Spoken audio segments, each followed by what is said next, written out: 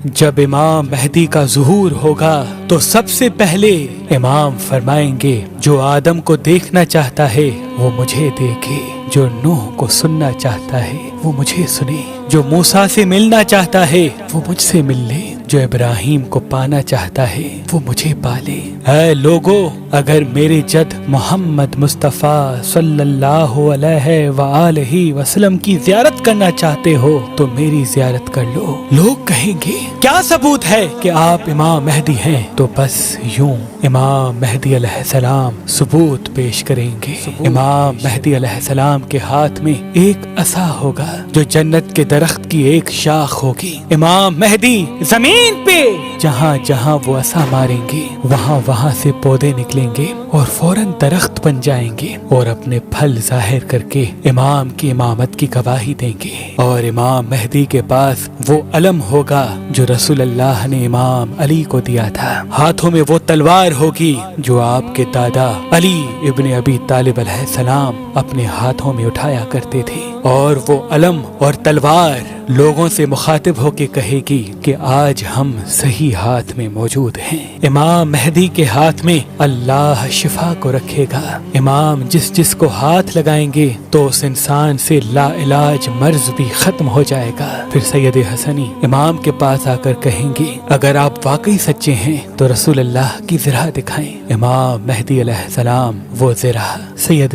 حسنی کو دیں گے اور کہیں گے اس کو آپ پہنے۔ وہ لرز اٹھیں گے۔ امام کے بار بار اصرار پر جب وہ پہننے کی کوشش کریں گے تو ان کے جسم پر وہ زرہ پوری نہیں اترے گی۔ دوسرے لوگ بھی آگے آ کر پہننے کی کوشش کریں گے تو کسی کے جسم پر وہ زرہ پوری نہیں اترے گی۔ پھر امام مہدی علیہ السلام اپنے جسم مبارک پر رسول اللہ کی زرہ پہنیں گے۔ ان کا جسم نور کی مانند چمکتا رہے گا۔ لوگ ان کے ہاتھوں کو چومنا شروع کر دیں گے۔ اتنے میں آسمان سے 3313 فرشتے آئیں گے اور امام کے ہاتھ پہ بیعت کریں گے۔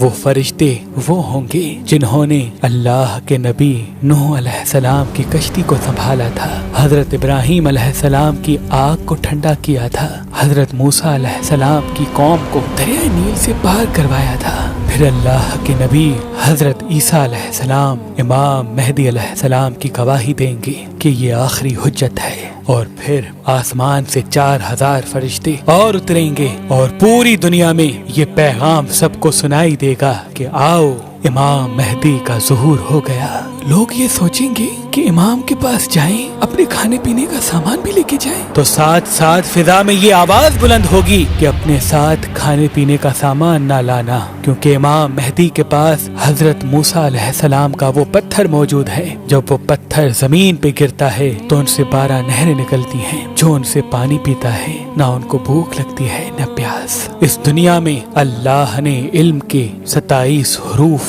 تخلیق کیے۔ جب سے دنیا بنی ہے تب سے لے کے اس وقت تک اتنی جدت کے بعد بھی صرف 2 ہی حرف دنیا کے پاس علم ہوگا۔ امام مہدی علیہ السلام باقی 25 حرف علم کے ظاہر کریں گے اور دنیا اس علم کو دیکھ کے حیران ہو جائے گی، اور سب سائنٹسٹ ریسرچ کرنے والے امام کی امامت کو قبول کریں گے۔